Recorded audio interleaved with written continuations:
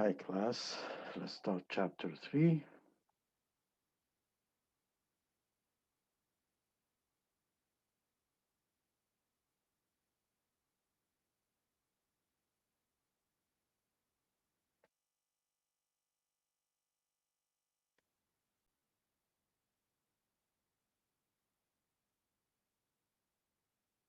Okay, um, so in the last class, when we talked about it, is the fact that, well, first of all,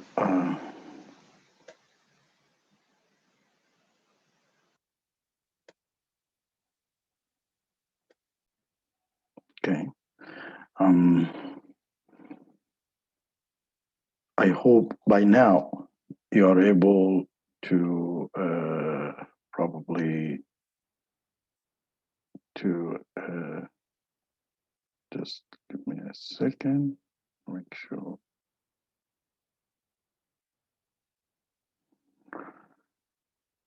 Differentiate. I hope by now you're able to differentiate between microeconomics and macroeconomics. In the macroeconomics, we examine at the macro level. For example, we end up talking about the GDP, GMP, what happens if the interest rate goes up or the interest rate goes down, what happens if there is more supply of money in a market or less supply of money, what's happened during the booms or booming and what's happening during the recession. So we look at the whole country and try to analyze it, what the cause and the effect. On a micro level, what we do, and basically before I start talking about micro level, in the beginning of class, we said that in your marketing research, basically there was a hypothesis. You learned about hypothesis and how you build the hypothesis, and if it's there is a positive correlation or negative correlation between two factors, and we assume the others is not as it is, then it drives a theory. So all the market or the economics theories is driven from that concept, is the fact that if an A changes and we assume all other factors still does not change, any changes in A will result in a changing in B. So back when we talk about macro, we talk about microeconomics. We talk on a you know general level, the total level, the growth of GDPs, GMPs. We talk about increasing the interest rate, what happened to the country, decreasing the interest rate, what's happening to the country. So these are the issues that we use or we try to solve and understand when we talk on a macro level, on the country level, what causing what. On a micro level, we try to focus on certain person or industry or a firm, and we try to analyze what causing something change will result in changing in another. Just before you start getting confused, just going to explain to you what the difference between macro and micro in the basically in one case. Now, when let's say a recession, during a recession, on a macro level, during the recession, you would see probably, the demand, the consumptions for the whole country goes down because people during the recession, then, it, you look at it and because the GDP and GNP is going down a little bit, and the spending is going down. So all these things happening during the recession, the whole country. Now, during that recession, there is some firms or some companies or some industry, although the whole country is going down as a recession, they are booming. And this is where how we do a micro analysis. So microeconomic analysis is like this. So you see like a country going through a recession, or right now because of corona, the country's growth is slowing down, but the growth in, for example, in education is going up. And the reason is the demand is increasing for people joining the college and universities. So you notice whenever there is a recession, we say not every industry goes down, but the summation of all the industries, some of them positive, some of them negative, but because the negative is more, the whole country as a recession will go down. But there is a pockets within the country which is belongs to probably individuals or a firm or a certain industry goes up. And during the recession, education it goes up, and the reason is because during the recession, there is more on the level of unemployment is higher.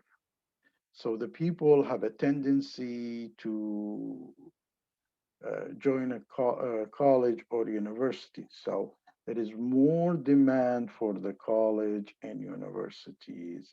And this is why the education sector during the recession goes up and it's not going down.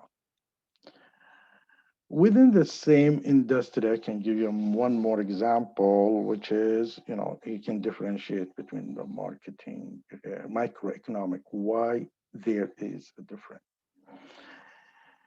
Now, let's say, I think you heard of the canopies. Canopies is, the places where, you go is like, look like a camp, and they use it in a marketing events.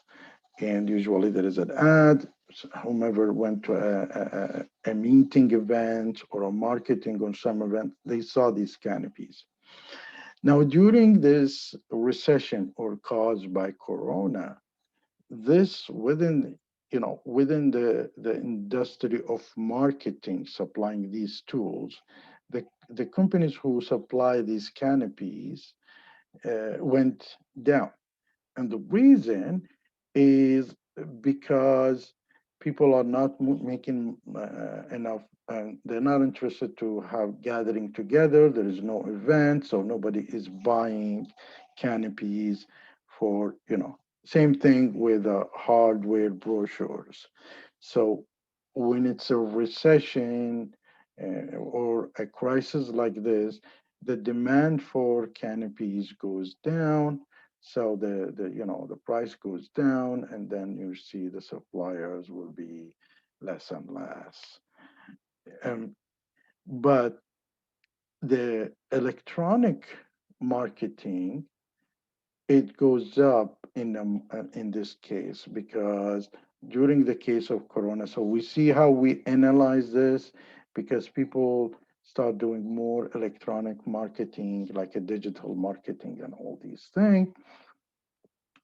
So we need to analyze why the digital marketing went up during this situation is because the physical marketing went down and the people shift to using this.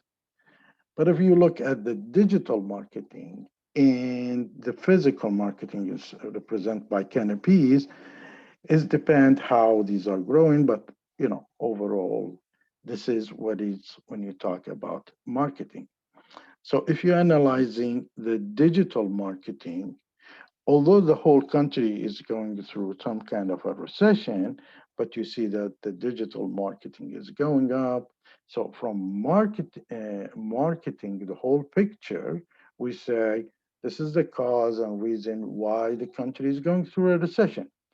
But on a micro level, we talk about this is the cause and reason why digital marketing is going up. Now, don't get confused between the the the graph or the supply and demand, because the law of demand, what it says when the price increase, the demand decrease for the quantities wanted, and when the price decrease, the quantity demanded increase. So that within the supply, I mean the demand curve, things is moving around the demand curve. And the same thing, the law of supply says when the price increase, the quantity supplied is increased. And when the price decrease, the quantity supplied decrease. So within the same, curve of demand like this and supply. Here is what's the assumption that you need to take in mind, that everything else is constant, except what changes is the price. We have the move around it. Now, if anything else changes, we will have some shift in or out, inward or outward, in the demand or in the supply. And that's what's happening in the shift. We did that, cover that in the chapter 2. So we have a movement around the curve of supply or a graph of supply and demand, and we have a shift out and shift in for the demand, and shift out and shift in for the supply. And we explained in the chapter 2 what causing the shift out or shift in the demand, and what causing the shift out and shift in the supply. So these are the things that you really need to understand and start doing it. So I really, I'm going to attach a short video, and what I'm looking for your practice on follow the instruction there, and it is by one of the on the YouTube. So it is a beautiful thing that you have to learn how to graph and write the supply and demand. Then you will be able to analyze any changes, whether it's in the price or within what causing the demand goes up and down, and what causing the demand shift out and in. Same thing with the supply. Do that practice, and try to answer it and then match it with that video, whether it's so watch it and go through that process as how they it's gonna instruct you. um so this up to the time. Now, here where we are going to talk about an elaborations of demand and supply in a micro level. What happens in the situation where is, other things might affect the demand and supply. Now,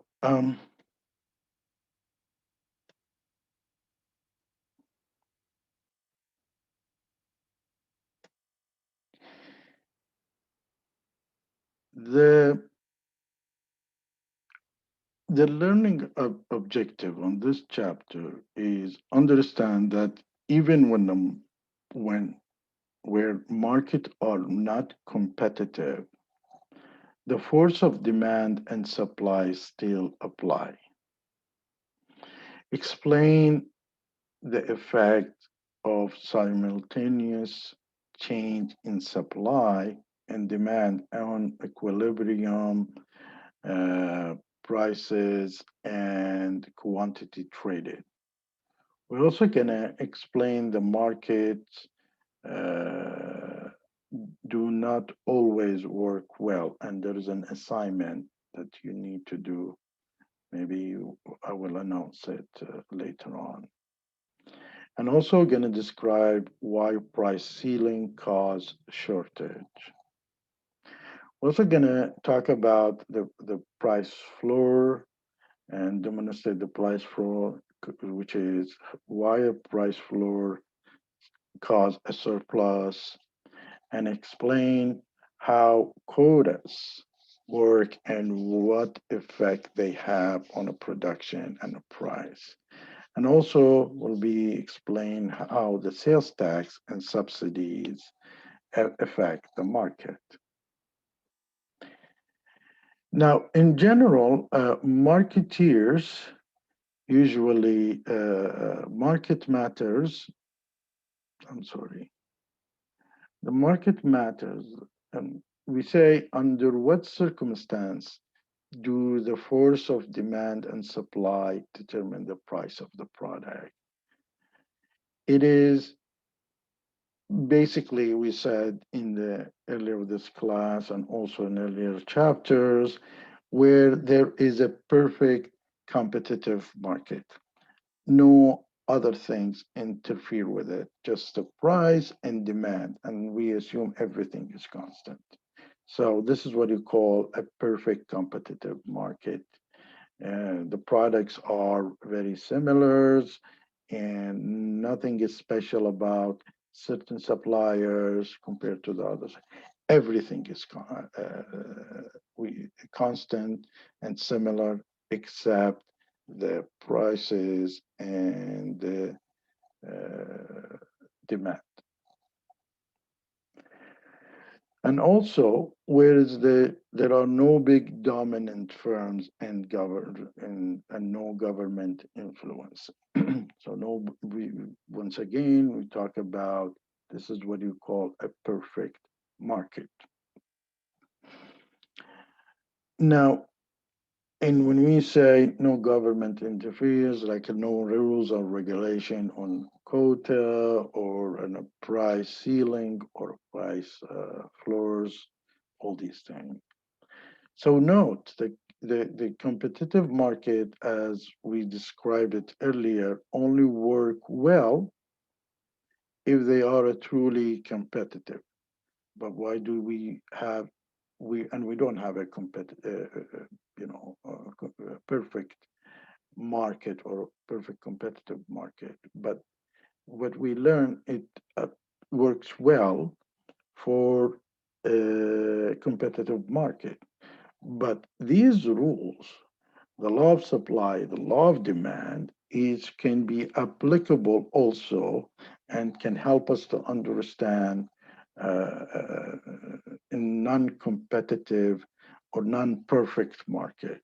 So generally, whenever a group of participating are collectively buying or selling in the market, the benefit of competition are seriously reduced. So we don't have a perfect market, but we can utilize the supply and demand, the law of supply and demand, and explain even when there is no perfect market and no perfect competition. Now, the firm can price its fusion car at whatever level it wishes.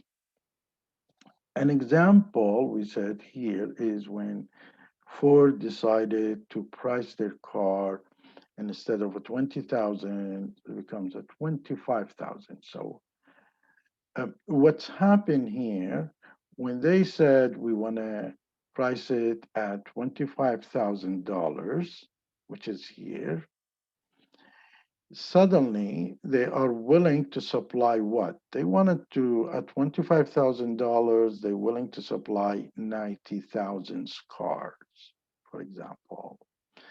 But the customers or the buyers, they did not see this car is really worth of $25,000. So because they saw the price is very high and the value or the price for the value that this car is giving is not equal, the demand was less.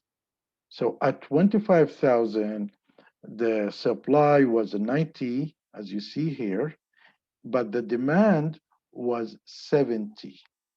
So we end up with having 20,000 cars surplus. There is more 20,000 cars in the market, which is nobody wants to buy them. So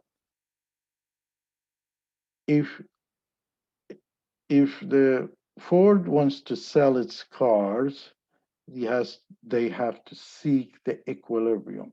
As they are reducing the price for their car here, as they start reducing the price of their car, you see the number of supplies shifted down, and as they are start reducing the price of the car, the demand part of it kept increasing until they met in the equilibrium level, where they at $20,000 a car, they the market demanded 80, which is that's the equilibrium. So there were a surplus and they had an option where they lose because there's a 20,000 cars is not sold, or reduce their price so they can sell all the cars.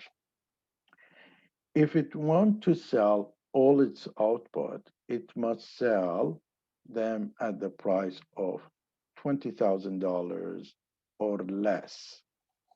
Now, if it's less, then we will talk about how the shortage is happening. But if it overprice it at 25, say $25,000, the result will be 20,000 surplus or unsold. Now, so determines of the supply and demand here is basically the determines of demand. What determines the demand? The consumer preference, and we spoke about it. The consumer income or purchase power parities in in a macro level or micro level, their income. The price related to the product we talked about, we basically exchange dollars, which is the price, for the value we are getting. And we talked about the future expectation of the price, whether it's going to go up and down, the future expectation of the incomes, and whether if these products are available in the future or not. We spoke about the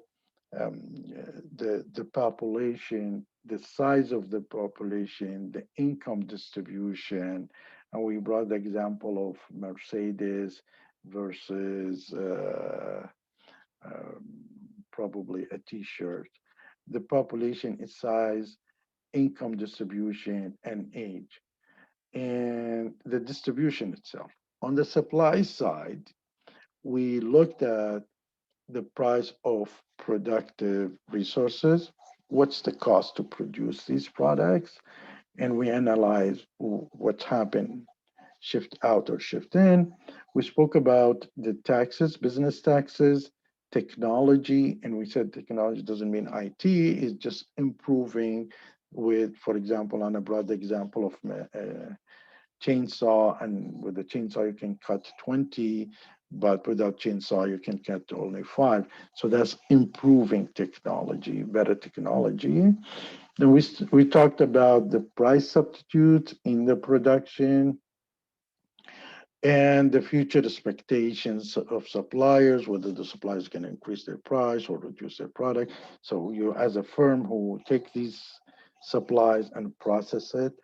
And we spoke about numbers of the suppliers, if this decrease or increase, what causing, the amount that's being supplied in the market. So the simultaneous change in supply and demand increase in both supply and demand lead to increase in the equilibrium.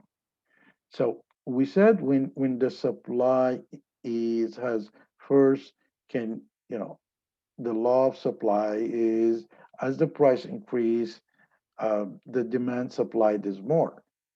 But we said if anything else changes, we will see a shift out or shift in. And here, what we see is the supply goes from S1 to S2, and the demand is also going from D1 to D2. So the wages, the price stays constant, but the quantity is shifting. And if they increase the same amount, the equilibrium price remain unchanged. Here, the price of the labor is called wage. So let's assume that the price of the labor is, or the wage is considered, the suppliers are the people who graduate from colleges and they want to work. When they work, there is a price on, they're asking for a price. Now, if there is more people are graduating and suddenly there is a jump, for example, in the field of IT, you will notice that as people more graduating, they're getting more jobs in the field of IT. And because IT is booming, so there is more demand for the hiring people. So the more they come in the market, the more the suppliers are willing to take it. And you will see a shift out from the suppliers and a shift out from the demand. And this is where is really a growth probably happening here. Here, don't get confused. The wage level is the price of people who graduated from the school or university and willing to work. So that's the price level. So the price of labor is called here is called wage, and if they increase the same amount, both of them, then the price stays constant, doesn't change. Now, what cause the price goes up? Increase in both demand and supply lead to an increase in the equilibrium, the quantity. But if change in supply, say 2 units, and change in demand is 4 units. So you notice that the increase in supply, not as much as an increase in demand. So here, where the demand is more and the supply, the demand increase and the demand increase level is more and the supply increase level is not as much, eventually what will happen, there is more demand than the supply. So eventually we said that there is more, the price goes up.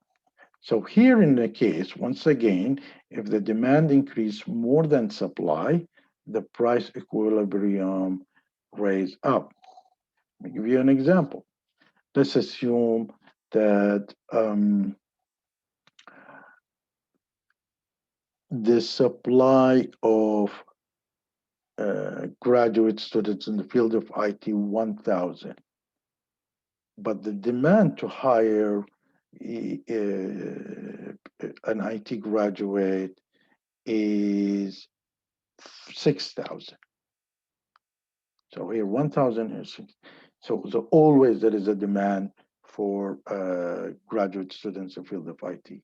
So everybody is competing on taking this graduate student from the field of IT. So its price is going higher then.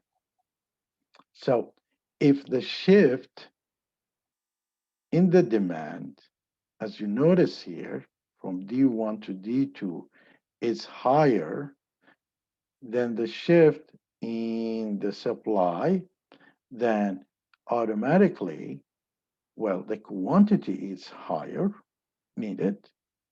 And also, because the quantity needed is much higher than the quantity supplied, there is increase in the price. Now, increase in both demand and supply lead to increase in the equilibrium quantity. So on the reverse, so I just want you to compare. See the first case here, we had both increasing in the same level, shifting out, and we had said that the price would not change, only quantity. Here we said there is a shift out, both of them increasing, but the demand is more than the supply. So technically, quantity increases, but it's still demand because it's bigger than the supply, the price keeps going up. Here, what we see, if the supply increases more than demand, so the shift out is of supply is higher than the shift out of demand, then the equilibrium, then the price is false. And why the price is false? We're still going to see that the demand for the quantity on the vertical axis, you will see that there is, it's still increasing. But because the demand is less than the supply, that's the reason whereas the price is decreasing. So in the first case here, if you see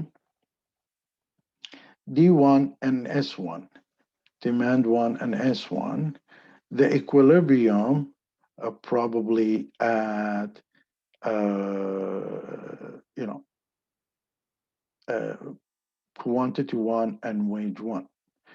But if you notice that the demand may be increasing 1,000 per day per year, the supply of IT graduate students is 10,000. So that's causing, first of all, there is more in the market, so the company is hiring less, so the salaries is going down, and the quantity is still going to go up. So the new equilibrium, it's going to go eventually at demand 2 and supply 2, which is lower wages and higher quantity. And the higher quantity is because of the shift of demand, but the lower wages is because there is, less interest to get more demand and more employees in the field of IT. So if supply increases more than demand, the equilibrium price will fall. In general, and this is where you can put it in one picture, the simultaneous changes that's happening between supply and demand. You see, as the demand increase, what happened? Generally, the price increase. So at the same time, the quantity supplied increase. But it depends on if the demand is higher or the supplier. Then here, where you say, okay, if one is higher than another, then we determine the price. So if the supplies is higher than demand, then we determine the price. But we know the quantity is increased. In the second case, as the supply is increased, the price technically will decrease. And the quantity, as the price decrease, the quantity demanded or consumed is increased. But eventually, we're not clear whether the price is going to go up or down, but we're sure the quantity is going to go up. And the reason we're not sure because of this question mark is depend on which one is higher.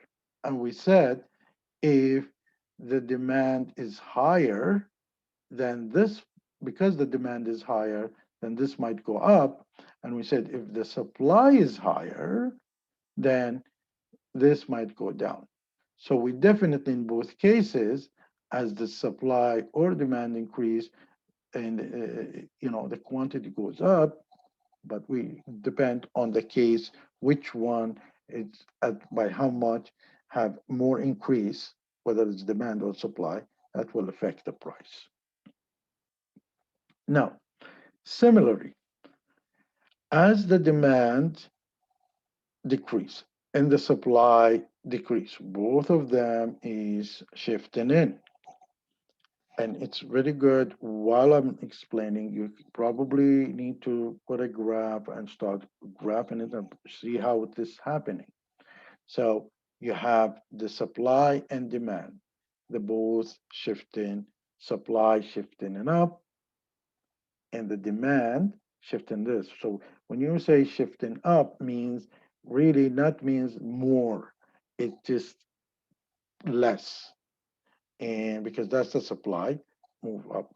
And once we say demand is shifting in, means it's less. So that's the reason I say you need to graph it. So as the demand and supply, both of them going down because of other reason, not the pricing, you will see, um, you know, um,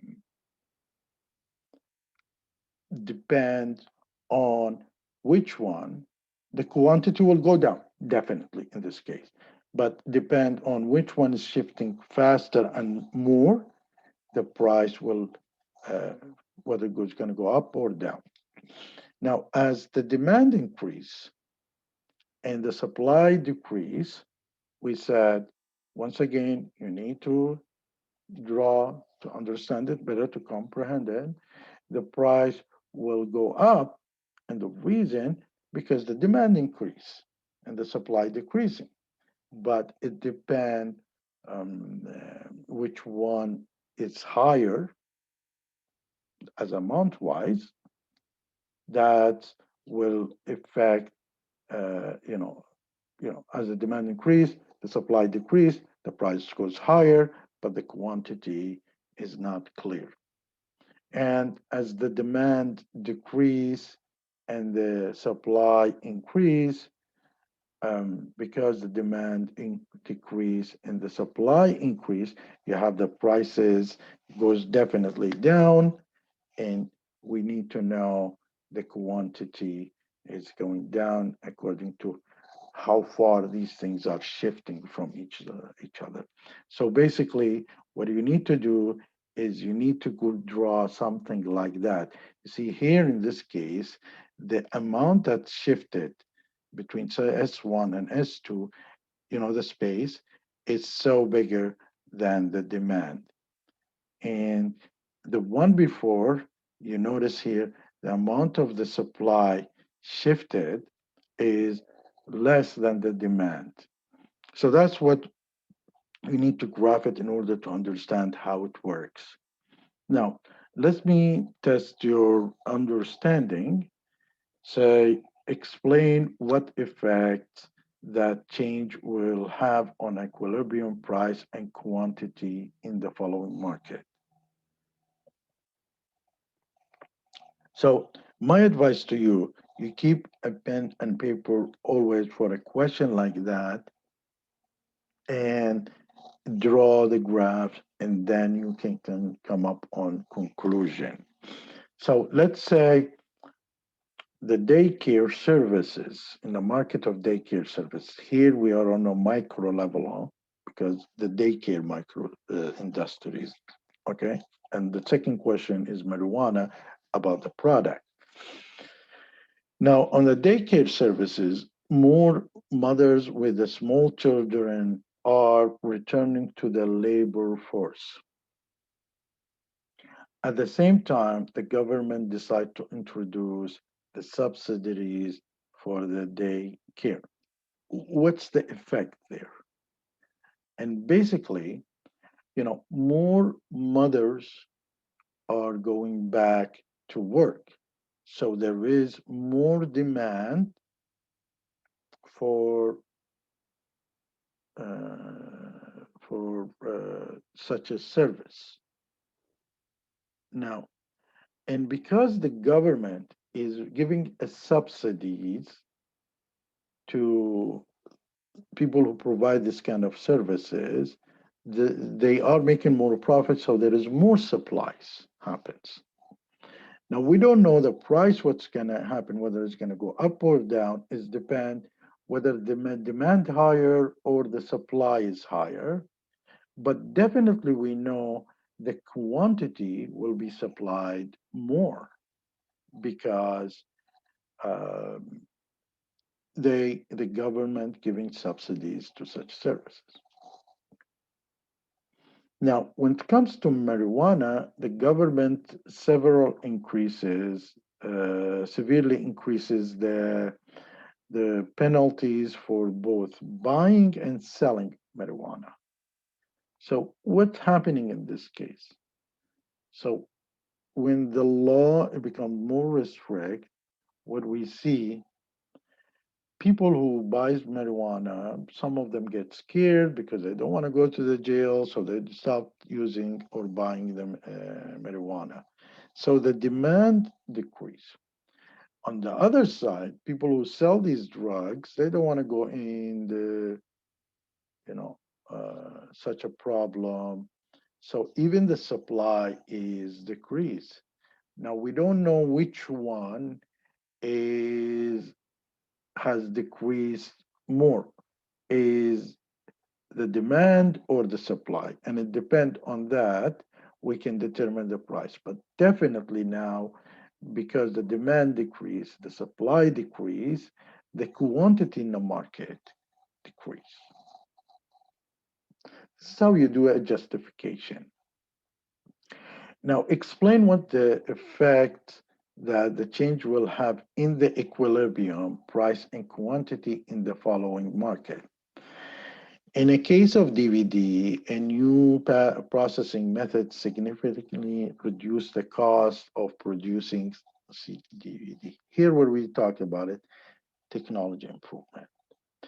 At the same time, more consumers are download the music only there onto their computer. Here, where we talk about the substitute effects. Now, what happened? Because of the technology improved, we know from chapter 2, as the technology improved, the shift, there is more supply happening in the market, so the shift will be outward. And because we saw that the DVD, people start, instead of using DVD, they start you downloading the music over the internet.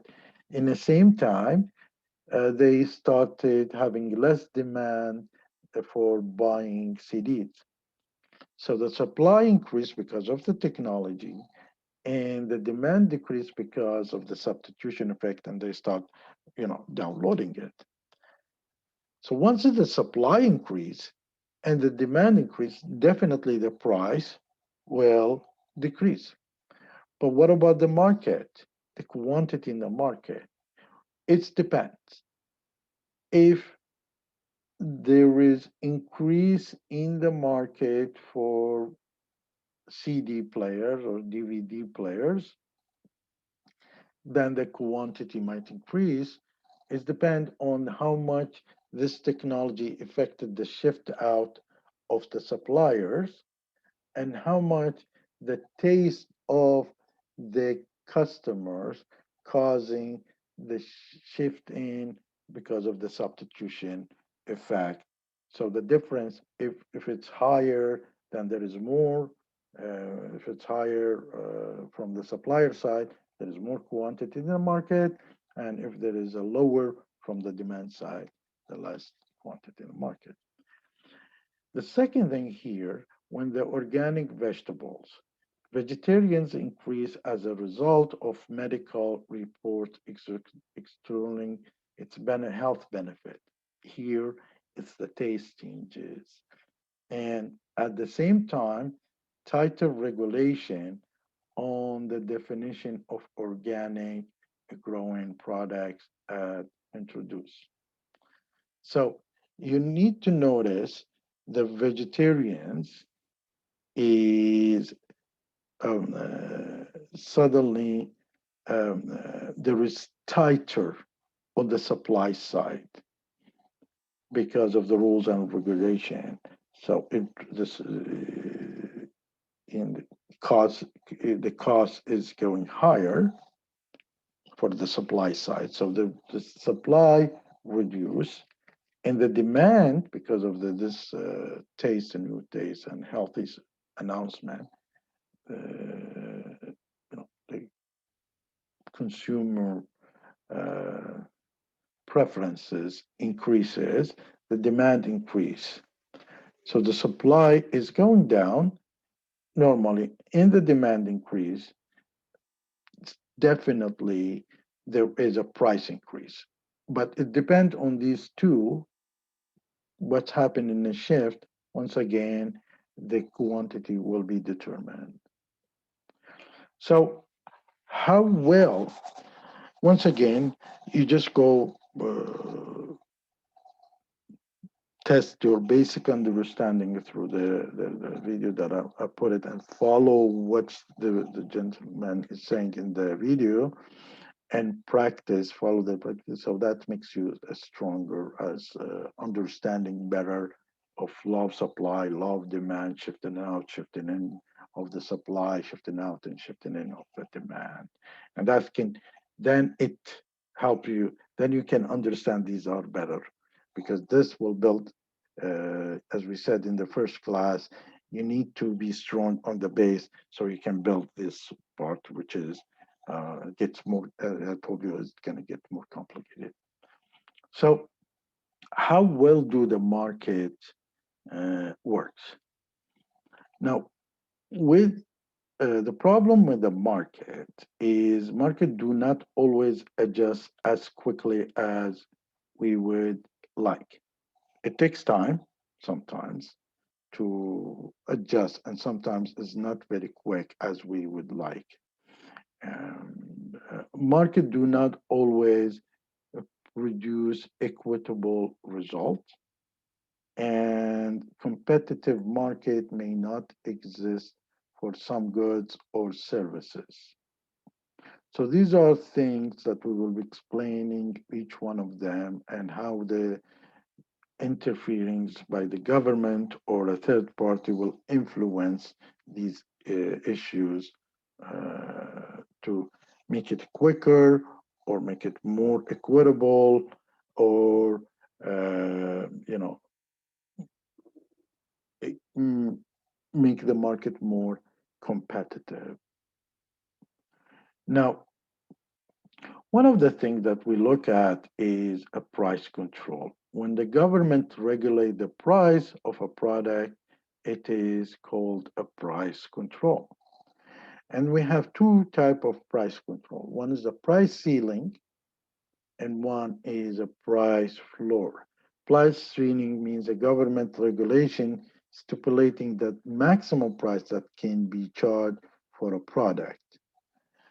And in the price floors, government regulations stipulating that the minimum price that can be charged for a product. And I think you had gone through some of these stuff, and you buy something that probably can be, should be more expensive than it is in the market, but you get it for it cheap. Or,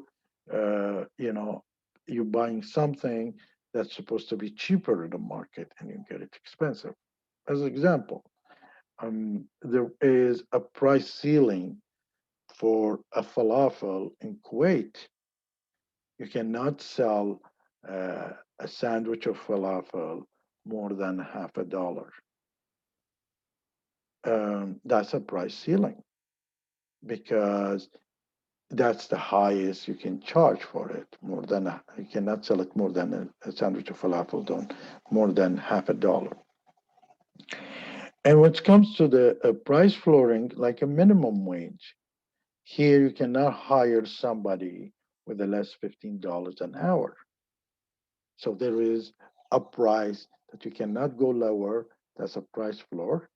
And from the name itself, it's a floor. Cannot go lower than floor. And a price ceiling, it's the ceiling. You cannot go higher than the ceiling. So these are the two price control that probably the government puts it in. Sometimes it's happened if there is an oligopoly and monopoly, they might, it doesn't have to be a government, could be, a cartel does that also. And we will be probably end of the books will be talking about cartel and how the monopoly, oligopoly, they work. So in the price ceiling, which is you cannot go higher, used when the present market price for a product, for particular product, is considered too high for many buyers. Example, like during wartime, things keeps going very high because people wants to store for things getting worse, or you know this is in stable time, so they put in because of war there might be shortage there also. So the government comes in with the rule, says this is the highest supplier can sell it. The other thing, of price ceiling that we see is a rent control, where you say that's the amount for 2 bedrooms in Toronto, which is used to be. There is a rent control; you cannot go higher than that. That's called price ceiling, and basically it caused by a shortage. And we know if the supply less than demand, the price keep going up. But when the government says or put a regulation saying you cannot go higher than that, you know, that's what you call a price ceiling. And causing the price goes high is because of shortage. There is less supply than demand. So to explain that in a graph, basically is the initial equilibrium, let's say rent is $600 and the 100 rental units. So at the equilibrium, uh, uh, if we say that if we leave everything free, the real equilibrium is really at $30 as $1,000 and 100 units available, 100,000 units available. But when the government says, no, you cannot rent at $1,000, what's happened to the supply? Supply will supply less. And because the rent is like now 600, the demand will be higher. So people says, why we have a roommate, each one will get its own apartment, for example. So the supply at the $600 is only willing to supply 90 apartment because it's not profitable for him. Now, on the other hand, people start thinking of, so okay, so the rent is cheap outside. Why should I stay in a dorm in a school? Or why should I stay with my roommate? Each one of us gets an apartment. Suddenly, the demand for the renting it goes high, and they're willing to do 120,000 units. So there is a shortage between the supply is providing 90 and the demand is wants 120. So there is a 30,000 unit shortage you feel in the market. So a price ceiling create a shortage of 30 rental units. Now, how to decide who gets this shortage? Who will be there? As we said, there is a 30 units or 30,000 units is demanded more. People are going around trying to get an apartment. The government, how they will decide who's supposed to get this remaining 90,000. Um, you can leave it up to the market, which is the demand and supply, and say as it's laissez-faire. The second thing you can do is a lotteries. So you draw names, and this is what happen. Very good example always, and it's always happening there.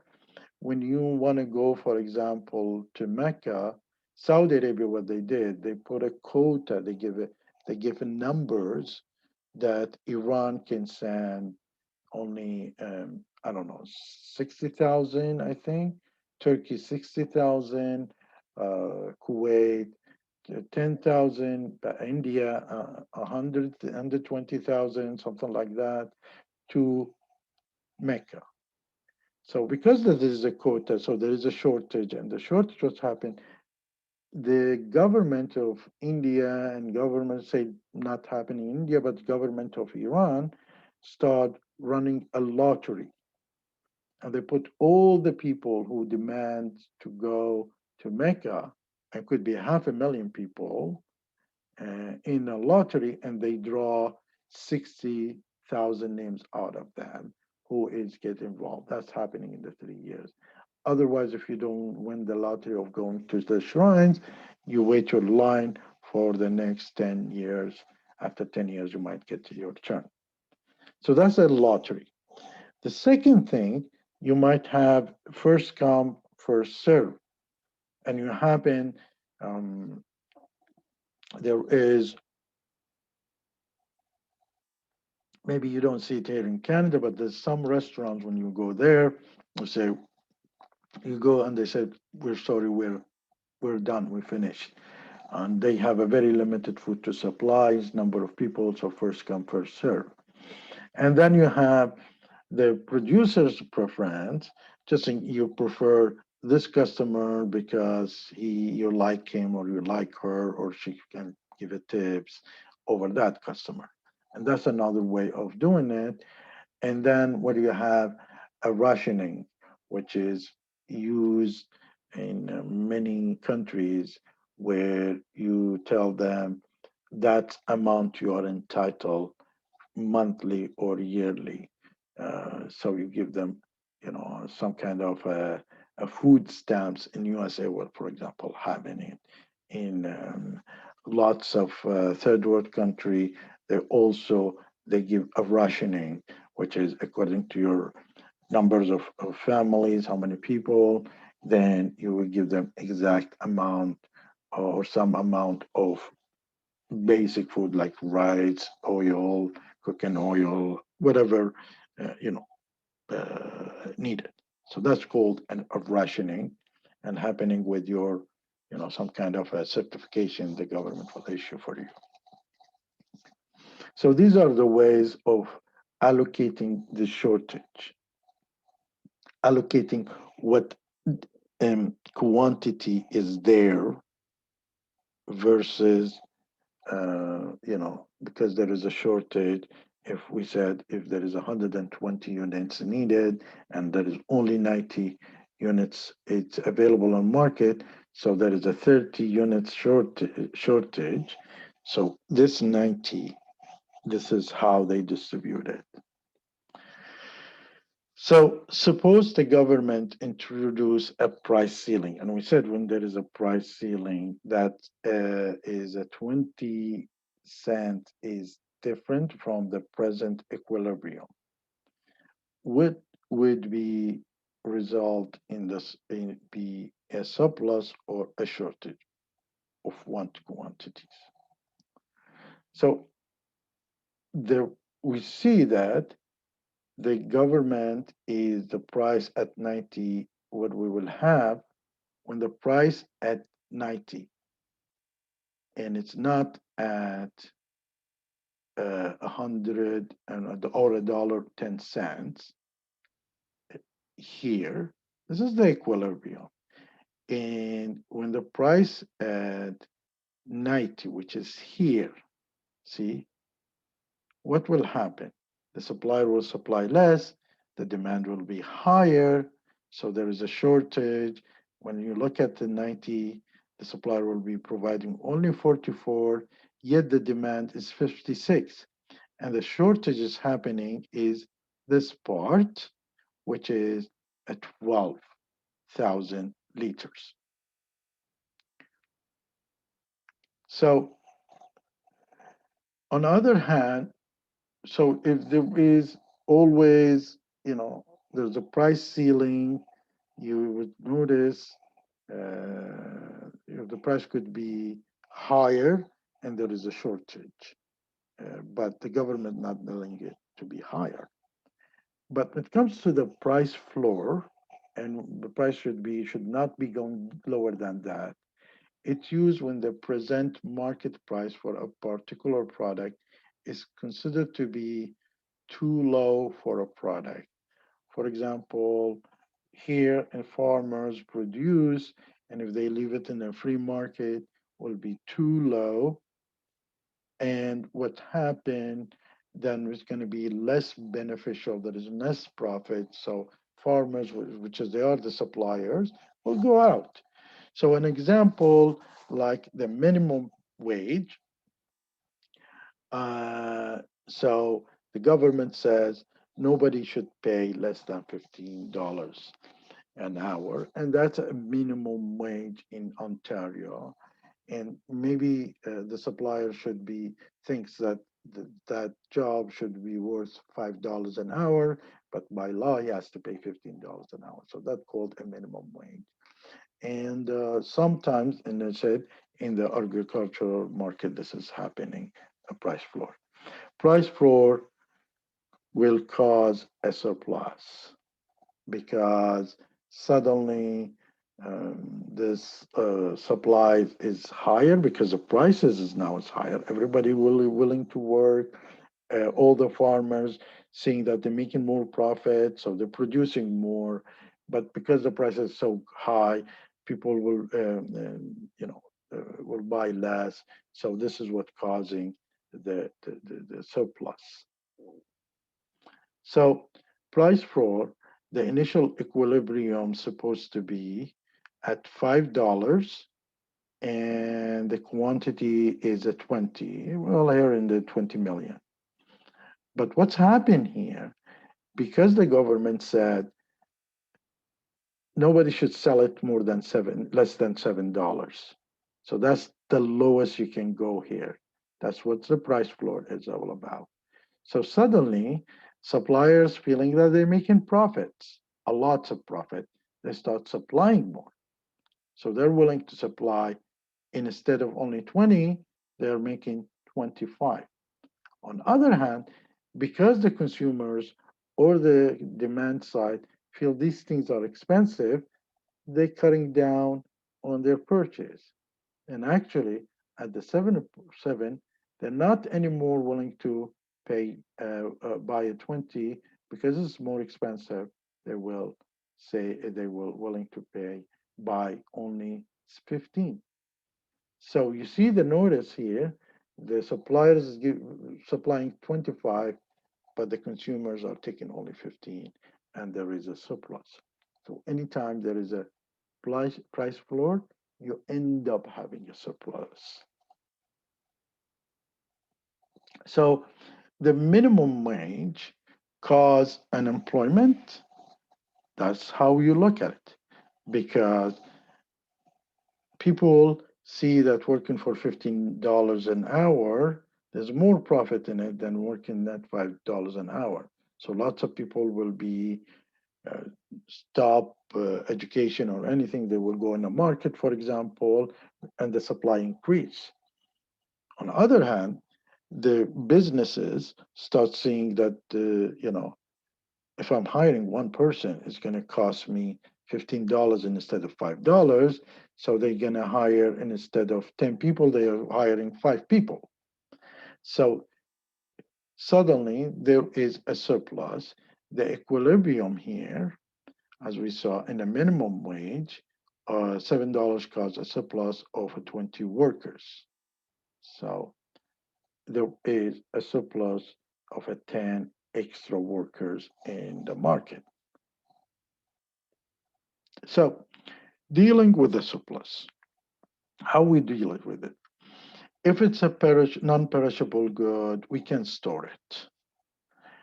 If it's, you know, perishable or non-perishable good, we can convert it. Like, you take a fruit and you start converting it to a dry fruit and start selling it in the market. You take milk and you start converting it to yogurt and sell it in the market. It's convert. Um, so you can store it, the surplus, and leave it until there is more demand and you can give it and less supply. You can convert it. You can sell it abroad at the reduced price, and that's lots of countries don't prefer it because it's called dumping. You can donate it, give it away, and you can destroy it, which is the least wanted socially. You cannot. So here, what we notice that in the storing is acceptable. You keep your food, especially if you notice that the weeds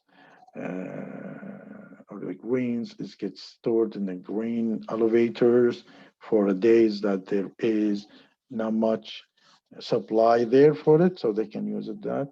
And we said that you can convert it. For example, you can convert milk to yogurt, but most of the time, countries do not want to sell it abroad at a reduced price because that's a dumping. And when you're selling it at a reduced price, the other country, what happens to them is usually they stop producing. So you might hurting that company, that country, or you might be selling it at a regular price to these countries and suddenly you have an excess and you dumping it in the country, you just disrupt your business. And you can donate it, but also going to disrupt your businesses.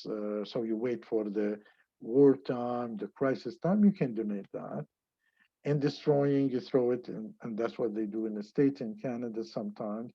Not very popular. They throw it in the water or they burn it, and that's unacceptable. Uh, but that's excessive surplus. The other way that might have a government interfering in is called, they put the law of quota. Quota has different effects and depend where you're putting it. You could be quota in exporting, quota in importing, or quota is basically in production or consumption. This depends where is it has its own effect. But a quota or a restricting output here can raise the price without causing a surplus. So basically, you're telling the farmer you can only produce 10 tons of wheat per year, for example. That's a quota. You can tell, a company to produce 1,000 cars only. So that's a quota. You give them a quota. And this quota could be maximum and quota minimum. So it's like but you give them exact number. And here what you see, the equilibrium price is says at $4 when the quantity is 6. So if the price is 4 and the quantity is 6, the demanded, that's the equilibrium. But because you're telling them no matter what's the price, you're gonna have you're gonna have only 4. So you're gonna have to draw a vertical line here. So if the price is 3, 4, you're still gonna get the price say even 6 or 7 or 8 or $9. You're all gonna get $4, 4 million. So it's basically what's happening at 4 o'clock.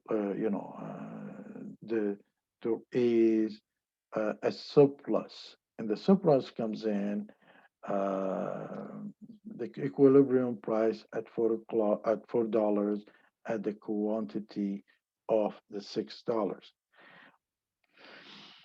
It's basically you look at it separately: supply and quota, and demand and quota. Now, at the quota, which is for 4 million, what's the demand? Is 6. At the quota of 4 million, what would be the supply? Is 4. So what happened here? A quota of $4 raises the price to a $6. This is the price. So the customer is willing to pay $6 for it. And this is cause a quota is restricting the output, and also and always cause can raise the price of without causing any surplus there, because the supply is not able to produce more. Doesn't matter, although the price is higher than equilibrium, and we know that the supplier, when he's making more profit higher than an equilibrium, likes to supply more. But the government restriction says, no, we're not going to supply more, although there is more demand for it, but they're not supplying more. And also, on the other hand, the demand is also is there is more, at that price, there would be no more production. So whatever the things in the market, there is a consumption for it. So it depends. You look at the quota, whether is when we will be talking about it more, whether this quota is here or it's here. So in this case, if it's here, a quota raise the price of 6 and cause no surplus, because the equilibrium here, so there's no surplus, always shortage in the market. But if you draw it here, then the quota might have a surplus. So just to get more detail, in the equilibrium, what will the total revenue received by producers? Suppose that the government imposed a price of $4 per kilo. So there is a price limit. What quantity will be demanded? What quantity will be the farmer produce? What quantity will be the government buy? And how much it will cost to buy it. So the first thing you do, you draw and you say the price now is 4 per kilo. So when the price is 4 per kilo, means the quantity supplied is 6. When the price per kilo is 4, the quantity demanded is 5. Okay, so that's the price. Now, what you have less demand and more supply. It means supply. So the total revenues, because it is 5 units in general here, multiply by 3.5 and produce $17 and a half. So they are giving it an example of that. And here you notice that the quantity is 4 and the demanded and quantity supplied is 6. And the buy 6 minus 4 is remaining. And because the quantity is supplied is 6 and the quantity is demanded as only 4, the difference is what you call surplus, and that's what the responsibility of the government to take it, whether they're going to store it, buy it, throw it, or dump it, or whatever the reason. I just want you to understand what's happened to this. No need to look at the calculation on a detailed base as now. The other thing that you're looking at is tax and subsidies. The excise tax is a sales tax imposed on a particular product. So when you selling something, you add a tax on it, which is an excise tax. And that will, if the suppliers takes it all, then its cost, we said, is going to be higher for producing. And if the cost of production is higher, means they make less profit and they're shifting in. They are not, supplies is less. And the demand stays in here. So if we assume that all the taxes that is the government imposing it is going on the back, on the shoulders of the suppliers. So here, what's happened is the equilibrium price starts at 8, no taxes. But then when the taxes happen, the profit's less and the suppliers shift in. So now you notice that the suppliers is more expensive, things is more expensive, and that's causing him to reduce, shifting in number of suppliers. But what you notice here also, when this shift happens, they are producing less, and the new equilibrium, because they're producing less, it becomes 4 in the market instead of 5. And when it's a less, then the price goes up because there are more demanded, and the price goes from 8 to 9. So equilibrium price starts at 8 as $2 per case tax shifted, left the suppliers because it's more expensive. With the new equilibrium happens at 9. Now the consumer will pay $9 and the firm gets, although the consumer is paying $9, still the firms will get 7 because still they have to pay the $2 for the government as they impose the taxes. So the taxes cost of $2 probably shared equally, because you notice here without taxes is 8, and with the taxes suddenly becomes 9. And that 9, if the consumer doesn't have to pay anything, it's supposed to be 10, but because the consumer has, willing to pay more for, due to the shortage in the market, so they go to equilibrium of 9. So in the long run, the consumer will be paying 9, and $1 extra on the back of, on the shoulder of the consumer. And because the total taxes is $2, $1 paid by the consumer, and already in $1 remaining paid by the supplier. So it gets divided. So an excise tax shift the supply curve to the left, and eventually it will be adjusted. Now, the subsidies is different in the different. Here in the tax, you're putting an extra cost on the supplier. In the subsidies, you're telling the other supplier, go and produce, and I will give you money, some part of it for you, for some part of the money. It means when he does his calculation, is there is more profit for him. So we know if there is more profit, what's going to happen? Supplier will supply more. A shift out happens. So when a shift out, because the cost is less, you're making more profit, so the supplier will supply more shift out.